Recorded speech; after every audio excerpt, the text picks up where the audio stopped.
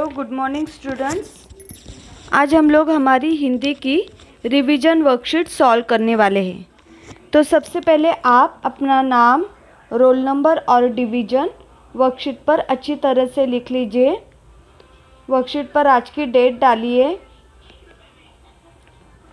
13/10/2021। Okay, चलो अभी शुरू करते हैं हमारी वर्कशीट। प्रश्न क्रमांक पहला, अधोरेखांकित शब्दों के भेद पहचान कर लिखिए। अधोरेखांकित शब्दों के भेद मतलब क्या आता है? संज्ञा, सर्वनाम और विशेषण। ठीक है, हमने ये वर्कशीट क्लास में भी सॉल्व की थी, हमारा पहला दिन था तब। ठीक है, तो किसी ने राइट आंसर दिए थे, किसी ने रॉन्ग दिए थे, बट आपने ट्राई किया था, गुड। पहला प्रश्न, पानी बाढ़ो नाव में। पानी क्या आता है? पानी ये एक द्रव्य है ना। पानी, आंसू, दूध, तो ये किस में आएगा? द्रव्यवाचक संज्ञा, लेकिन हम लोग सिर्फ लिखेंगे संज्ञा। सेकंड, आइसक्रीम कौन बना रहा है? अभी यहाँ पे किसी भी व्यक्ति, वस्तु या प्राणी के नाम के बदले जो शब्द आता है उसे क्या कहते हैं? यस, सर्वनाम। तो यहाँ पे क्या आंसर लिखेंगे हम लोग? सर्वनाम। तीसरा देखो, मैंने नम्र स्वर से पड़ोसी दीनदयाल को पुकारा। अभी इस वाक्य में हमें दो शब्द के भेद मिल रहे हैं। पहला तो जो अंडरलाइन किया हुआ है वो दीनदयाल। दीनदयाल ये एक व्यक्ति का नाम है, तो किसी भी व्यक्ति, वस्तु या स्थान का नाम अगर वाक्य में आता है तो उसे क्या कहते हैं? संज्ञा। और यहाँ पे देखो, मैंने नम्र क्या है? नम्रता से, यानी ये क्या है? विशेषण है। कैसे कहा? तो नम्रता से कहा है, नम्र स्वर में, तो नम्र क्या आएगा? विशेषण। तो सबसे पहले हम लोग विशेषण लिखेंगे, अल्प विराम, और फिर संज्ञा लिखेंगे। फोर्थ, मैं एक गीली हलचल हूँ। मैं, यहाँ पे मैं आया है। किसी भी व्यक्ति, स्थान के नाम के बदले जब मैं, वह, यह, इस प्रकार के शब्द आते हैं तो उन्हें क्या कहते हैं? सर्वनाम। तो ये क्या है? मैं का आंसर क्या आएगा? यस, बराबर, मैं का आएगा सर्वनाम। क्लियर? बढ़ते हमारे प्रश्न क्रमांक 2 की तरफ। अव्यय पहचान कर उसका भेद लिखिए। कवि कहता है कि संसार की यही रीति है। देखिए, जब वाक्य में इस प्रकार का की आता है, लेफ्ट साइड की वेलांटी वाला, तो वो दो वाक्यों को जोड़ रहा है। तो ये जब दो वाक्यों को जोड़ा जाता है, लेकिन, किंतु, परंतु, इसलिए, कि, इस तरह के शब्दों से, तो वो कौन सा अव्यय होता है? वो होता है हमारा समुच्चय बोधक अव्यय। तो यहाँ पे क्या आंसर आएगा? समुच्चय बोधक अव्यय। सेकंड वाला, मैं जानता हूँ कि मेरे सब जवाब सही थे। यहाँ पे देखिए, यहाँ पर भी देखिए, दो वाक्यों को इस लेफ्ट साइड की वेलांटी वाला जो की है उसने जोड़ा है। तो जब भी वाक्य में लेफ्ट साइड की वेलांटी वाला की आता है तो समझ लो वहाँ पे दो वाक्य है और उन दो वाक्यों को जोड़ा गया है। अगर अव्यय पूछा गया है तो वो होता है समुच्चय बोधक अव्यय, और अगर रचना के आधार पर वाक्य पूछे जाते हैं तो उसमें फिर आता है हमारा संयुक्त वाक्य। संयुक्त वाक्य और समुच्चय बोधक अव्यय एक ही प्रकार है, सिर्फ अव्यय पहचान कर लिखो और रचना की दृष्टि से वाक्य पहचान कर लिखो, ये फर्क होता है। क्योंकि संयुक्त वाक्य में भी दो वाक्य होते हैं जिसको लेकिन, किंतु, परंतु, की, पर या इस तरह के शब्द जोड़ते हैं, और समुच्चय बोधक अव्यय में भी लेकिन, किंतु, परंतु, की, पर या इस तरह के शब्द जोड़ते हैं। तो सेकंड का आंसर क्या आएगा हमारा? समुच्चय बोधक अव्यय। 3, पिताजी मैं रोज़ आइसक्रीम खाया करूँगी। अभी आइसक्रीम खाने की क्रिया कैसे होने वाली है? रोज़। तो रोज़ क्या आएगा यहाँ पे? यस, आप लोगों ने इसका आंसर दिया था बराबर, क्रिया विशेषण अव्यय। तो रोज़ आएगा क्रिया विशेषण अव्यय। फोर्थ, दोस्त है या दुश्मन, ये कौन सा अव्यय आएगा? दोस्त है या दुश्मन। देखो दोस्त है एक वाक्य है और ठीक है, दोस्त है या दुश्मन दो वाक्य, इसको या शब्द ने जोड़ा है, तो ये भी कौन सा वाक्य आएगा? समुच्चय बोधक अव्यय। क्लियर?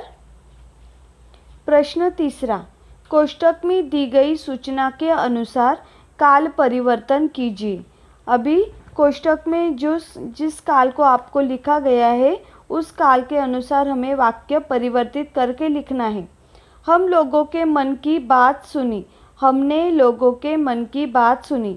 सामान्य वर्तमान काल, सामान्य वर्तमान काल में वाक्य के पीछे ता है, ती है, ते है, इस प्रकार के शब्द आते हैं, तो इसका क्या उत्तर आएगा?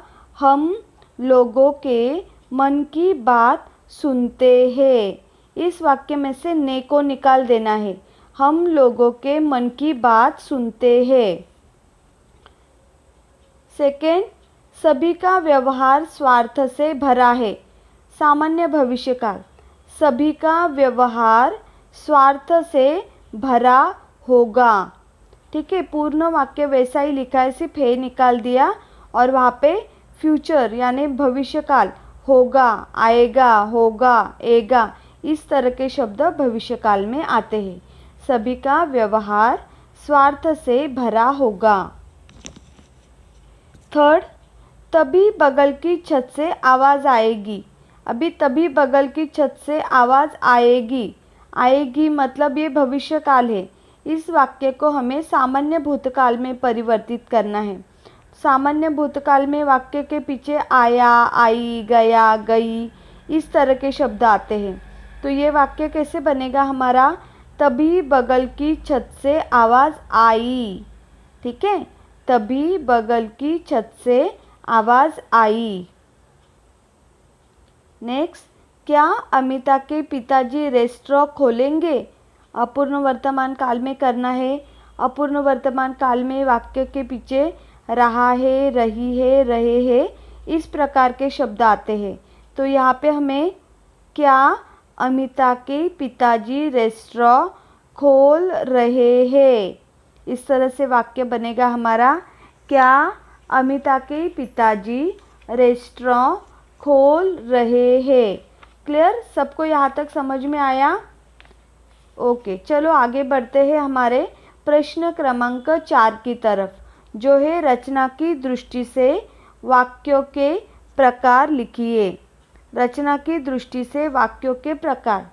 रचना की दृष्टि से वाक्यों के कितने प्रकार पढ़ते हैं? देखो, वाक्य के दो प्रकार होते हैं, एक रचना की दृष्टि से और दूसरा अर्थ की दृष्टि से। रचना की दृष्टि से सरल वाक्य, संयुक्त वाक्य, मिश्र वाक्य, और अर्थ की दृष्टि से विधानार्थक वाक्य, निषेधार्थक वाक्य, प्रश्नार्थक वाक्य, विस्मयार्थक वाक्य, इच्छार्थक वाक्य, संकेतार्थक वाक्य, संदेहार्थक वाक्य, इस प्रकार के प्रकार आते हैं। यह सारे प्रकार आते हैं अर्थ की दृष्टि से वाक्य में, लेकिन हम यहाँ पे देखने वाले हैं रचना की दृष्टि से वाक्य के प्रकार। रचना की दृष्टि से केवल 3 प्रकार आते हैं, सरल, संयुक्त और मिश्र।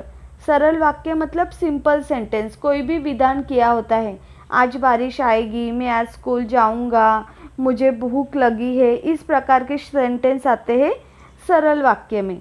संयुक्त वाक्य में 2 पूर्ण वाक्य होते हैं और उन 2 पूर्ण वाक्यों को लेकिन, किंतु, परंतु, इसलिए, पर, या, कि, इस तरह के शब्दों से जोड़ा जाता है, उन्हें कहते हैं संयुक्त वाक्य। मिश्र वाक्य, मिश्र वाक्य में जैसा, वैसा, जब, तब, जहाँ, वहाँ, यद्यपि, तथापि, इस तरह के शब्द ज़्यादातर आते हैं, उसे कहते हैं मिश्र वाक्य। ठीक है, चलो देखते हैं पहला, समाज में अपनी प्रतिष्ठा बनाए रखनी चाहिए। अभी देखो सिंपल सेंटेंस है, यहाँ पे ना ही कोई 2 वाक्य दिए गए हैं, ना ही और 2 वाक्य नहीं है, इसलिए ना ही एक वाक्य दूसरे पे डिपेंडेड है, जैसा वैसा है, जब तब, ऐसा कुछ नहीं है। सादा विधान किया कि समाज में अपनी प्रतिष्ठा बनाए रखनी चाहिए, तो सिंपल सेंटेंस, तो ये इसका आंसर आएगा सरल वाक्य।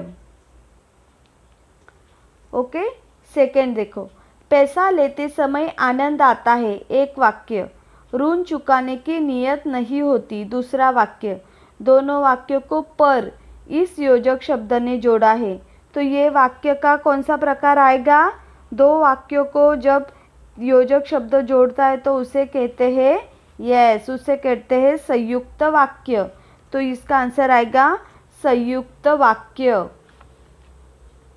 ओके। थर्ड, जैसा करोगे वैसा फल पाओगे।